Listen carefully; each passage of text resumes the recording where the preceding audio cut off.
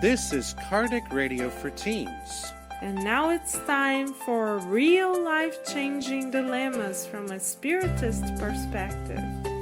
The Diary of Alex with your host, Mark Smith. Well, hello again and welcome to another edition of the Diary of Alex. And today's topic is spiritual kinship or spiritual relationship. And in this episode, we're going to see some further insights into spiritual relationships and how they differ from our corporeal relationships. And in particular, we're going to see the beautiful spiritual relationship, deep, lasting spiritual relationship that exists between Alex and his mother. Throughout Alex's diary, we see Alex's deep devotion to his mother. And on this particular entry of the diary, we see Alex's complete bliss when he can spend his whole day with his mother while his stepbrothers and stepfather are away for the day. Let's begin Alex's entry. Oh my goodness, I can't believe it's finally true. It's like a dream. It's like paradise. Finally, I can spend a whole day with my mother without my stepbrothers and stepfather here. So this is what I've done so far today.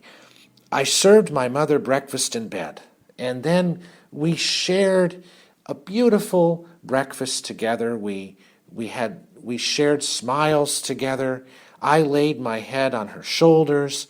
It felt like the world was ours to ourselves. It was a feeling of joy which had no end.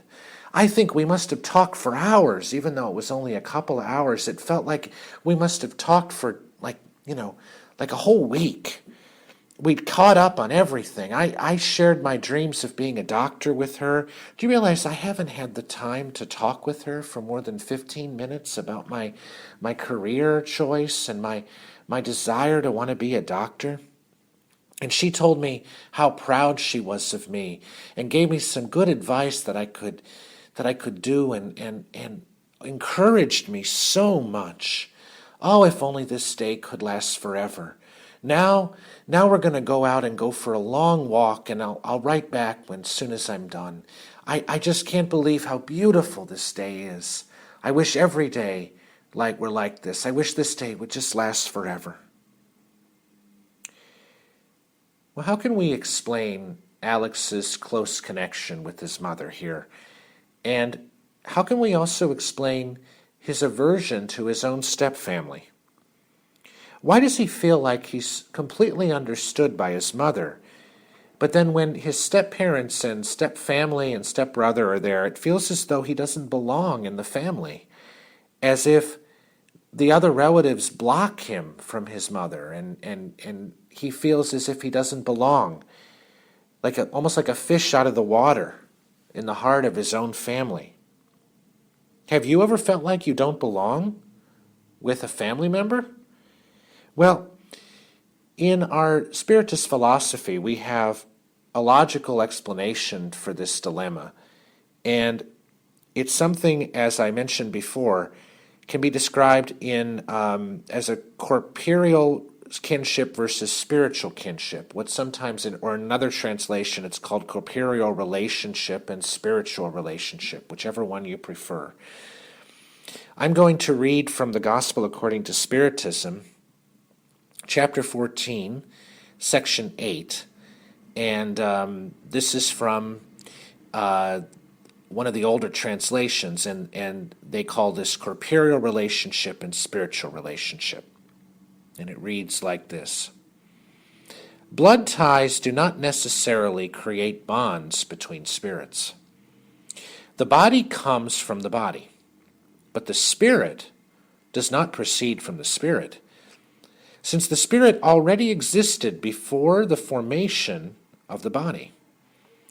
The parents do not create the spirit of the child. They do nothing more than supply the material wrapping, although it's their duty to help the intellectual and moral development of their child in order to further its progress. Those incarnated in the same family, especially as close relations, are as often as not congenial spirits linked by past relationships, which express themselves during their earthly lives by their reciprocated affections. But it can also happen that these people are complete strangers to each other, or they may be distant from each other due to past aversions, which, while on earth, are translated into mutual antagonisms, which serve as probations. The real family ties are not those of blood, then, and there's the key point, but those of mutual sympathy and the communion of ideas which holds spirits together before, during, and after their incarnations. From this it follows that two people born of different parents may be more like brothers or sisters than if they were of the same blood. They can attract each other, search for each other, and feel so happy together, whereas two blood brothers may be repelled by each other, as is frequently seen. This moral problem is one that only Spiritism can resolve through the explanation of the plurality of existences. So there are two kinds of families: families through spiritual ties and families through bodily ties. And in the first case, these ties are durable and strengthened with purification, perpetuating in the spiritual worlds by means of the various migrations of the soul. In the second case, the ties are fragile. So that's basically where we are right now. Those fragile ties, those connections that exist only in the body. Do you notice how deep spiritual connection is, to the point that even after an incarnation, we may be more closely connected spiritually with someone than bodily. And these connections can exist throughout lifetimes. We may feel very well connected and feel so happy with someone who might live on another part of the world. But because of those spiritual connections, the spiritual kinship, we're drawn to that person. And the important thing is to realize is that person can be in our family, and as is written here, frequently is.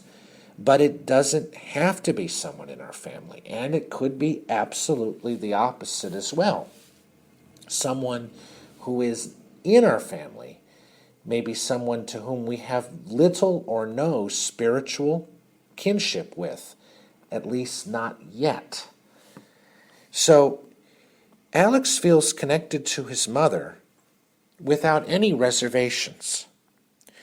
It seems as if the Spiritist explanation for this would be that Alex and his mother are kindred spirits who lived together for many lifetimes and loved and respected each other over many existences. But this feeling of not belonging or feeling left out from his family, that's the opposite tendency, and that's something that we see with Alex and his step family.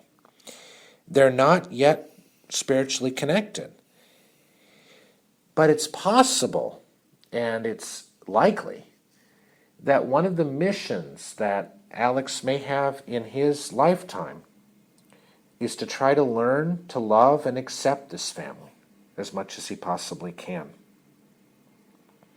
So, in many of our family circles, we might have a mixture of both of these people, right? We might have people for whom we unconditionally love, for whom we get, or from whom we get unconditional love and support. But we might also have people in our family for whom we need to learn to love, we need to learn to practice patience and fraternal understanding from. In other words, we need to learn to be patient. We need to learn to understand them because they may be quite different from us spiritually. So if we experience difficult or heavy feelings towards some people in our family, and many of us do, it's important to pray so that we expand our hearts and accept these feelings that we have of feeling like we don't belong with them. Accept them without judging these feelings. Because remember, we're here to learn, and life is going to offer us many beautiful opportunities. Because remember, God is here to love us, not to punish us. God never wanted to punish us by putting us in families with people we don't have spiritual kinship with. So let's remind ourselves that we always have an opportunity to learn. Dear God, thank you for this blessed incarnation, and thank you for the gift of our family. Thank you for the gift of being connected with people and sharing a space, an intimate space with people, some of whom we are very well connected to and we have strong relationships with, and some of whom we need to learn perhaps to love more, to learn to be more patient. Dear God, help me, help us practice patience. Help us to develop understanding towards those who are different from us.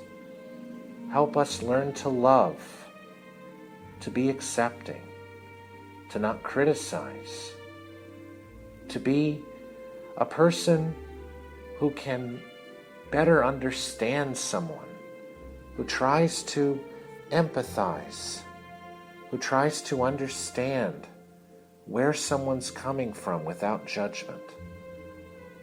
Help us to make these connections spiritually. Help us lay the groundwork for our future lives ahead of us. Thank you for this blessed gift to continue to learn to love and serve. Thank you for the gift of our patience. Thank you for the gift of love. So be it. I hope this message helps us in our relationships with the people we share close connection with, because it's so important to remember that Spiritism, our beautiful Spiritist philosophy, offers us a perspective that can really help us in times of sometimes difficulty with our family. So on this note, I'd like to bid you farewell for this week, and I look forward to seeing you again next week for another edition of the Diary of Alex. This has been Kardec Radio for Teens. Thank you all for listening.